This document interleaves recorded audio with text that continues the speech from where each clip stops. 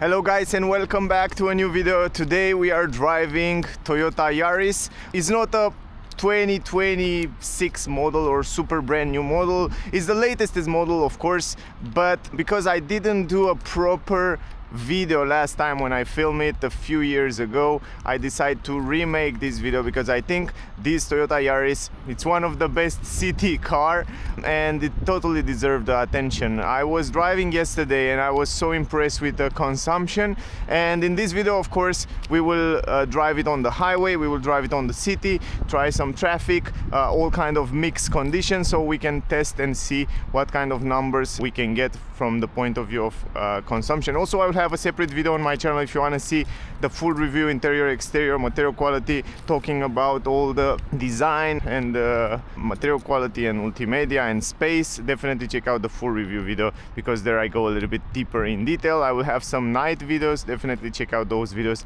to see the lights and how it's to drive in the nighttime. Anyway, if you are in Bucharest, in Romania, if you want to see the car, test drive the car, buy the car. Also, they have some discounts from what I understand for the entry-level version. Definitely check out Toyota Bucharest South. They are super nice. They will help you with everything. I will leave the link in the description, also on the screen, so you can check them out. The version that I have with me is dynamic. I don't know, in some country the version are different, but this is somehow stay in the middle, I would say, in terms of version. It comes with a 116 horsepower. It's not the powerful version 130, which I have already some videos with it. Definitely check out on the channel. But yeah, in this video we will talk about this, which is a little bit more efficient when you're driving in the city, and we will talk about that as we go in the video. This is the key, by the way, simple key as you see on all Toyota cars. This version here come with 16-inch rims. It starts with 15, the entry-level version, then 16, then 17, and even 18 on the Yaris GR Sport. Also, brake discs, ventilated brake discs on the front, keyless entrance on this version, electric folding mirrors. The interior, it's with this kind of black gray textile material. I really like the seats because here down they're pretty wide, so even if you're a bigger person and the car is small, they make proper seats for everybody. And also on this version I have electric adjustable lumbar support, otherwise it's manual. Normal pedals, some physical button here. I did explain in the review video everything about that. I'm not going to go in all these details. I pretty like the way they sound. The door sounds pretty proper and nice. I like the fact that you have plenty of physical button on the steering wheel, physical button down here. You have wireless charging on this version, USB-C ports. You have heated seats, heated steering wheel, climatic system with physical button, space here for your phone, plenty of storage spaces and stuff like that. Also, you have an armrest, which you have also placed there to put your phone or wherever, which is nice. I mean, for a small car, you have a very good visibility around the windows, pretty big mirrors for this car. Even here in the middle, you have great visibility around. Good grip. What I will do first before we start driving, I want to give you some technical data and information about the prices. So for example, here in Bucharest, in Romania, we have this dynamic version, which is the 116 horsepower, and it's the same engine, just the electric motor, it's bigger on the 130 horsepower version, and it's a little bit better tweak, more efficient, more power, but basically it's a little bit more advanced, the 130. It's also a little bit newer than 116, but even so, the 116, it's a little bit more efficient in the city at low speeds, but if you go often on the highway high speeds, then the 130 will be more efficient at higher speeds. Anyway, the entry-level price, it's around 19,900 euro. From what I saw on the website, they have a discount now, and also I think they have also some demo cars which they sell for a pretty good price at the moment. But yeah, usually around 20,000 depending which country you are. The version that we have here is the most advanced version in terms of 116 horsepower version, and it's around 25,469 euro with everything you will see in the review video. Then if you want to go for exclusive, a little bit higher trim with more options, is 28,391 euro, and then the most expensive GR Sport, 31,500 euro. Yeah, depend which one you want. This is the prices, guys. Maybe in your country it's different. Also 10-year warranty from Toyota, or 15 in Germany, or depending which country you are, might be different. But Usually they offer most of the country 10-year warranty. Now I'm not going to go in all the options, but I give you some infos. And what is important, consumption on this powertrain should be from 3.9 to 4.1 liters. So we can expect to see something like that in perfect conditions. We will see what kind of numbers we can get. Otherwise, I don't think it make any sense to go in all these details because I already know everything. So I will give you the info as we go. So let me leave this on the side, and as we drive I will give you all the information because we would lost a lot of time. Put the seatbelt. Is for the first time when I drive the car today. That's something to keep in mind. Anyway, on the, let's say on the middle level trim, you get also some extra safety features like blind spot technology, like sensors, parking sensors front, rear, and some other features like emergency brake when you go in the reverse and in the front as well. But you know, also on the entry-level version you get a lot of safety features. We will start like that, guys. We have physical button here. The cool part is that even entry-level version have auto hold function, which is great. Electronic handbrake, different driving modes. So we have like power, eco, and normal mode. We will test all. We will start with eco.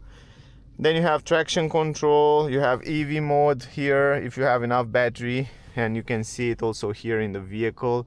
If you go to energy flow, you can see how much battery we have, around half battery. So you can go in EV mode, you press this button and you force the car to drive in EV mode only for a short period of time because the battery is pretty small. Here is the stalk. You put it in reverse. It has also a reverse camera, which is pretty good. The resolution is not extraordinary, but it's perfect. I mean, because the screen is pretty big, 9-inch screen. You see, you have very good visibility to see when you park the car.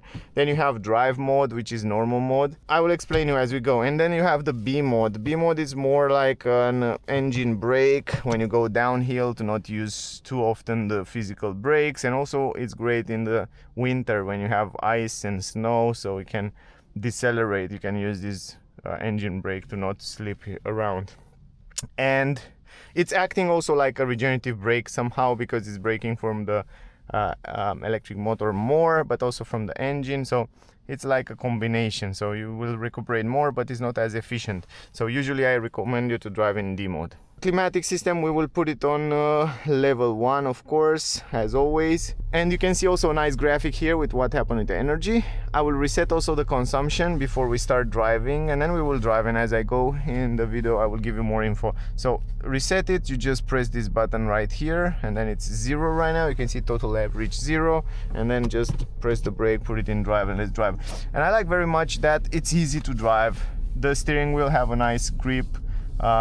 It's in a leather, a combination of leather with some nice plastic mat around here. But it's easy, you have great visibility, and you're not sitting so low as you would expect, you know. In the beginning when you see the car, you know, from outside, you would expect to have a very low driving position, like you would expect to sit very, very low, but no, the position is great. You have very, very good visibility outside. Anyway, you can see right now it shows you when it's recuperating, when it's using the petrol engine, when it's using the electric motor, and how they work together. Very important, I want to point out that the car comes with a 1.5 liter petrol engine, 3-cylinder, plus an electric motor that has 80 horsepower on the 116 version, and 130 version have a more powerful electric motor, 85 horsepower. But imagine that this electric motor, which is integrated in transmission, and it's capable to drive in electric mode only for a short period of time as long as you have enough battery. Imagine that, guys. There are electric cars on the market these days that are not that they don't have such a powerful electric motor, and I know a few of them. I don't want to give name, but probably you know already as well. So there are proper only electric cars, city electric cars of course, that don't have 80 horsepower, 85 horsepower on the electric motor. And the fact that this car have such a powerful electric motor, it's allowed to respond very fast when you accelerate. At least, even though 0 to 100 it's like 9 seconds, 9.7 seconds, you know, when you accelerate like from 0 to 50, 0 to 30 and stuff like that, or you start from the traffic light, it's very quick, it's respond fast, it's very linear, so you feel like you're driving an electric car, excepting the fact that you hear some noise from the free cylinder, like when you rev it harder. It's just so linear, it drives so pleasant. The petrol engine, it has around 92 horsepower. It's the same on both versions. It's tweaked different and it's more efficient on a bigger version, and they work a little bit with the software too. But in general, normally the car, if you add those two numbers, you should have more horsepower, like 180 around there, right? So the thing is that the car have more than enough power in every situation. Even the 116 horsepower have more than enough power, so you don't have to worry about that. So yeah, it has auto hold. You saw I activated from here, and right now when you drive at low speed, you see we drive in electric mode. So right now we are not using the petrol engine, so you save energy in traffic. It's super efficient. It's a phenomenal car for the city. Until now the petrol engine was running to charge the battery. You see the battery have around 75%, so they try to keep the battery between 80 and 20% all the time, so it will make the battery last longer, you know, because the battery not only that perform better, but also in time it will, you see also the emergency brake warn me that I'm going too close from the car in front, and if I didn't brake, it was braking for me. Now you see, when you press the acceleration, you have the power that you need, even if you are in eco mode, like we are right now in eco mode. So the car, it still gives you the power slowly in eco mode. The steering wheel, it's basically the same in all driving modes. The suspension is the same in all driving modes. Suspension MacPherson independent on the front and torsion beam on the rear. And we will talk about the suspension a little bit later. But yeah, keep in mind that this hybrid system is probably one of the most efficient, and also it's probably one of the best, and it's very linear, very pleasant, very quick responding. Of course, it's not super fast, it's not a fast car, but yeah, the way they set it up, it's so smart. Now when you press the brake, the car will recuperate the energy first and then use the physical brakes. You don't feel this transition, which is important, you know, on those hybrid cars. So the pedals feel relatively good and pleasant, so you don't feel any stop or, I don't know, different disengagement or stuff like that. It's always until the end, it's very pleasant. Even when it's engaging auto hold, you don't feel, you don't hear nothing, so it's very smooth and nice made. Good visibility around the mirrors on the side, even here, because you have this area a little bit lower and higher, I have such a good visibility. Even though I stay a little bit lower, I have a good visibility outside.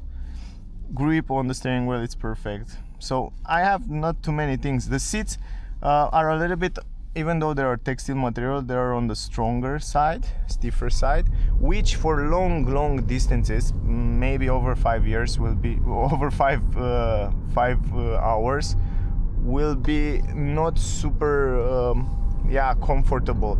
But for short trips, you know, like 2-3 hours, which they're perfect, and I like them. For me, they're fine. I mean, the way I sit on the seat, it's just perfect.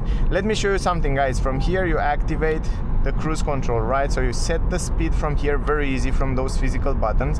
And the cool part is that the car comes with this lane assist, adaptive cruise control, emergency brake, all the safety features. You have it here. You can set the speed from here. It warns you to have your hands on the steering wheel, but basically the car right now, it's driving itself. It stays between the lanes, accelerate, brake, keep the distance, do everything automatically, and it works so good. I'm so impressed for such a small car, which is basically made for city. I'm super impressed how good this autopilot system it's work. And by the way, I forget to tell you, this 2025 Yaris, which in 2025 received an update, received some colors, some rims, some different updates on the safety features. So the safety features, like all the ADAS, you know, like stay between the lanes, adaptive cruise control, have been improved, you know, like the software have been a little bit tweaked, so probably that's why it's so good. But it's so good. It's the same good as any other super expensive Toyota SUVs that you would buy. So perfect, it's perfect. It's easy to set, easy to disengage. I love that, and I love those physical buttons. I love the way they put it here. I hope they will hold it like that also on the next version. But look, it runs really good. And now, I know people complain about, you see the blind spot light, about the sound insulation, right? But as long as you drive up to 110 km per hour, you don't hear too much noise from outside. Over 110 km per hour, you start to hear some noise. And we will test that. Right now we have 100 km per hour, and I think it's just fine. Also, the road and asphalt here is not that good, and all cars you hear some road noise from the tires. But in terms of wind noise, because it's pretty aerodynamic, you don't hear too much wind noise right now, which is very good for me. I think it's great. Also, we will drive a little bit faster so we can test that. From the tires you hear some noise because I told you also the road is not that good. Of course, can be improved also the sound insulation on the car, but keeping in mind that most of the people will drive this car in the city, or 80% of the time in the city. I think, yeah, it's you don't really need it. And if you listen music, so it's not a big deal, if I can say like that. But overall, autopilot, guys, on the highway where you have very visible lines, it works so good. And also when you change the lanes, it still stays somehow active, and you're changing the lane and it's activated again, which is super good. Look at this, it's again activated. Even Tesla cannot do this, which is really important. Now I will take the control, guys. Press the brake or press this button, cancel. It's so easy to disengage. One of the most easy to disengage autopilot on the market. And you can see right now I'm just releasing the acceleration pedal, and the car will recuperate the energy back into the battery. And also when you release it, it's not like super strong, it's just maybe 5% from the power of recuperation it's using. You can see down there on the front just a little bit of recuperation. So most of the time it's just rolling. You see now I will have to use the brakes, probably a little bit using the brakes here, and then I go in the curve.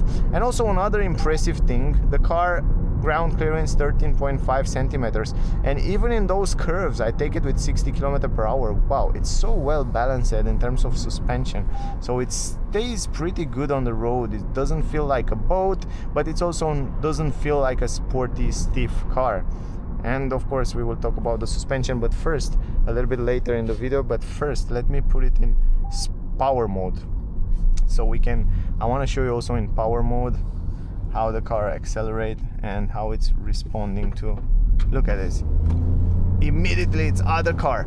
Look at this, the electric motor, it's more engaging, and it definitely responds much more quicker, much more linear, and it's very sensitive now, the acceleration pedal. And as I said, surprisingly it sits so good on the road. It's pretty quick, nice, really nice. Yeah, it's perfect. You don't need more than that. So when you need to be a little bit quicker, a little bit more aggressive to cross past some other cars, you can do that without any problem.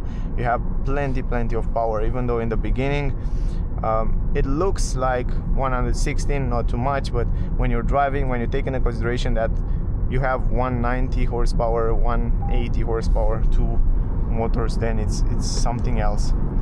Now try some acceleration here, push it all the way down. You can see that you have, it's not very quick, but you still can do some nice takeoffs. And of course the 3-liter engine, you can basically hear it when you're pressing the acceleration so aggressive, but you can go to 120, 130 without any problem, and you can still cross pass other cars without any problem. Now here the asphalt is better. You start to hear some wind noise from outside. Nothing crazy at 120. Of course can be improved, but it's you know, it's fine. I mean, for a small city car, it's more than fine. It's more than acceptable.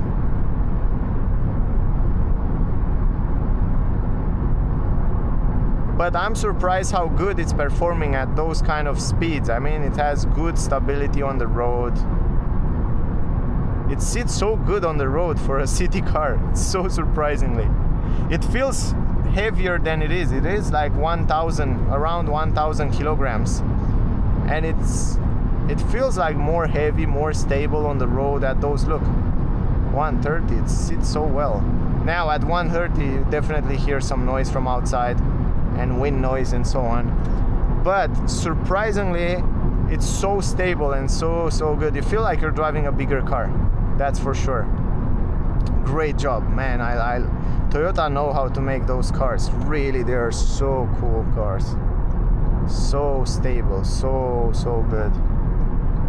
Now, of course, the consumption, it's around 6 liter now, but it will go lower and lower and lower as we go now in the city and we recharge the battery.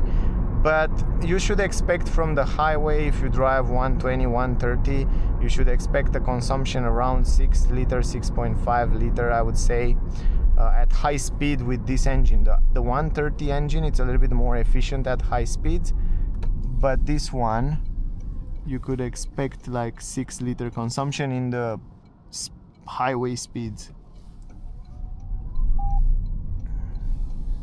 Now we will go a little bit in the city. We can switch back to, where is it? To Eco mode. A very easy switching, physical buttons. This is super convenient. And now we can talk also a little bit about suspension. So suspension from my point of view are very good setup.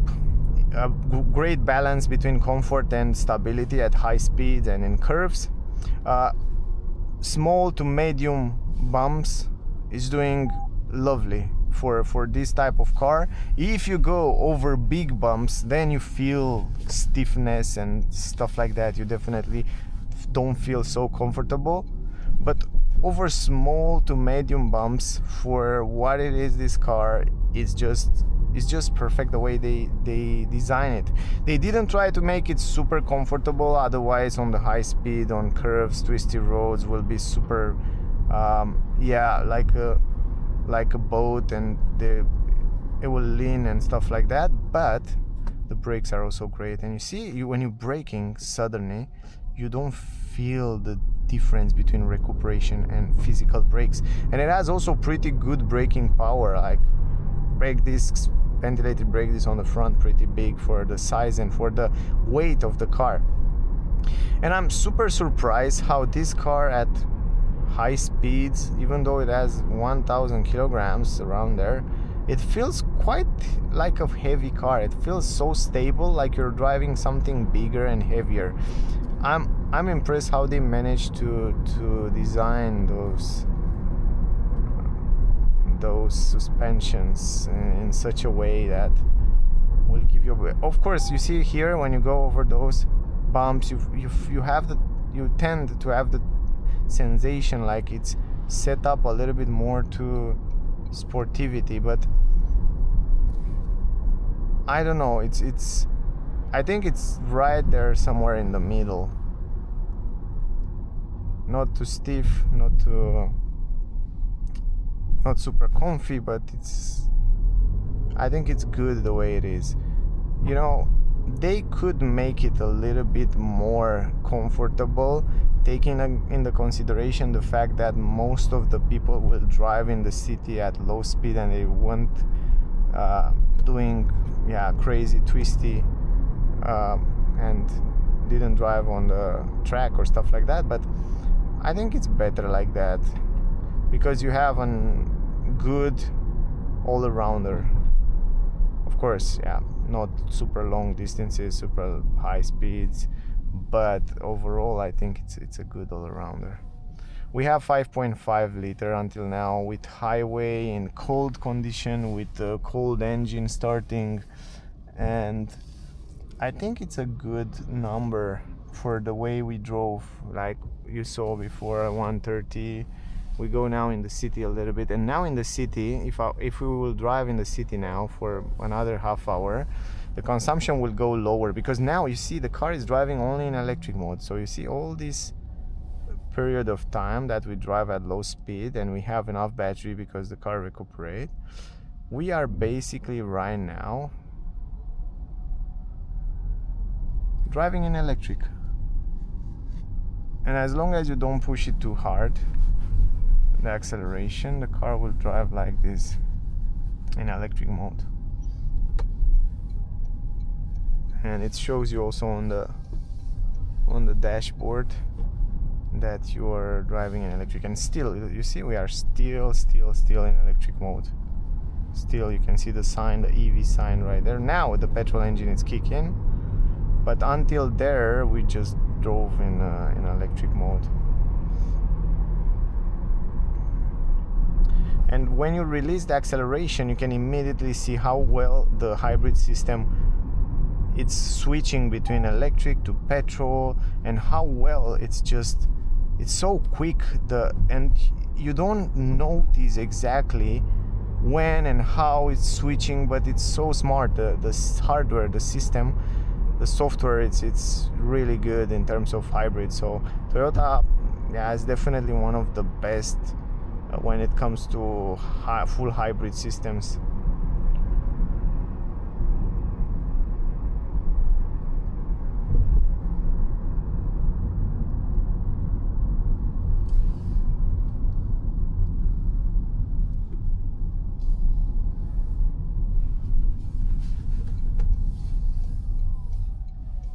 We will drive a little bit more here in the city so we can see,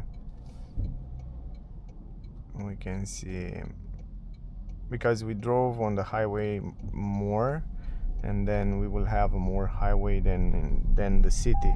So I want to make a good mix between city and highway, so we can have an exact idea what you could expect from climatic system on driving in normal conditions, going on the highway, driving some highway speed. Also, you saw I make some acceleration, and we also drive in sport mode. So this is a great, let's say, all-arounder trip, a mixed trip in real life condition. But I could do also a video where I try to drive economical, only eco mode, and doing this mixed trip somehow, and then we can definitely see what kind of numbers we can get. But overall, I would say that this is more realistic approach of the test drive. So you see right now we have almost 75% battery, around there, 70-75% battery. So right now, if we drive slow and in the city, you know, like in the traffic, then we will have like pretty good consumption. The consumption will go lower, and you can see it's going lower. It's 5.3 liter right now. You have also a nice view there in the front that shows you what happened with energy, like here. But you can see also the tire pressure here. You can see it driving until now. We drive 23 minutes, and you see fuel consumption here. I will show you in the end of this trip from when I get the car first day, and then what kind of consumption numbers I did had. Otherwise, now auto hold, the engine it's stopped. So yeah, I don't understand, you know, if I look on the street, I see a lot of SUVs, and I don't understand people why they are using those huge SUVs in the city. At least I see many SUVs in the city. So if you're living in a city and you're moving from here to, I don't know, 1-2 kilometers only in the city, it's so hard to park it. It's more expensive. You need a very efficient small car like this, from my point of view. Of course, if you go outside, if you have bad roads or stuff like that, you go on the highway, you have a huge family, then it makes sense to go for an SUV. But otherwise, I think in the city, a small car, efficient like this one, it's the perfect choice. Now you see how linear, as long as you don't push the acceleration too hard, you're not going to hear that revs on the engine, and everything it's pretty smooth. You reach 60 km/h super quick, super quick, which is very important. I think here we have some traffic, so people in the back should see, because sometimes they drive super fast around here. But right now you see we still have a full battery, and right now going downhill I will charge the battery back, which when we stop right now we will have a super much energy in the battery. So again, look, now we drive electric, so you see how smooth, how silent. Oh, they open a shop here. This shop wasn't here last month. I didn't know that. That's cool. It's pretty big. So anyway, you see we are still in electric mode, still electric, still nice and smooth. And we are driving right now, we are stopping right now because I wanna park the car. I wanna show you also the reverse camera, and I think it's enough. If I will drive more in the city now, what will happen, just the consumption will go lower and lower and lower, and probably in the end we will get around 4.5 4.4 liter from my experience around there. So I could say that the average consumption should be lower than what we have right now, for sure 100% should be lower. Let's try to park around here so we can also see what kind of numbers we get. So put it in reverse, very simple, just like that, and then you just go in reverse, and the camera, it's fine, doesn't have super high resolution, but it's big on this screen, and it's more than enough to help you park. It has also 4 parking sensors on the rear, also 4 on the front, you can see, and also the sounds are pleasant and not so strong. Now we have 5.2 liter consumption on this trip where I drive kind of, you saw the acceleration and stuff like that. I want to show you something. You can see here the eco score. So the start was not so good, so I'm starting too aggressive. The stops were better and the cruise is better, but the starts, you know, I start aggressive because of that acceleration in the sport mode, you remember. But we arrive with a lot of battery here. You see we have plenty of battery. Normally we start with under half and we have more than half, so we take this into consideration, so we can go around 5 liter. I would say 55% of the time I drive in electric mode, which is super low. Usually if you drive in the city you have 80%, 90%. So 5.2 liter. I think you cannot go over 6 liter. Only if you drive super fast on the highway, only on the highway, then you get around 6 liters. But if you will drive in the city most of the time, in the speed limit, you can get amazing numbers, and I want to show you that here from my experience. So I get the car, you see this is the trip today, and the average consumption, it's 3.8 liters. It's incredible. So those are all my test drives, also in the nighttime. Those are the test drive from the nighttime here. 4.2, 3.8, 4.3, 4.5, and this was, I'm staying with the car and filming on the same place, that's why it's so high. So this one here broke all this average, but overall the average consumption, it's 3.8 liter, which is very good, and not I don't think it's 3.8. I think it's a little bit higher. It should be higher. Anyway, we take this out from the consideration. I think this is show you the smaller consumption. The average consumption, it's 5.2. look, this is the average, but it's 5.2 because it's breaking, this one here is breaking the average. Otherwise the average should be 5.2 is now. Yeah, I think the average should be around, no, it's not 5.2. Average is now for the last trip. Average should be around 4.7 or something like that, if you take into consideration all those, only those. 4.7 anyway, around there, between 4 and 5 liters you could expect from normal driving. Normal, just don't stress to drive eco. Perfect condition you can get without any problem. I heard some people that have even under 4. But if you have the car already, if you drive it for some time, I'm really curious to write me in the comment to tell me and to help other people that want to buy this car. Tell me what's your average consumption. Tell me on the city, tell me on the highway, because this will help me and also help other people that want to buy this car. So we'll be really appreciate if you leave it in the comment.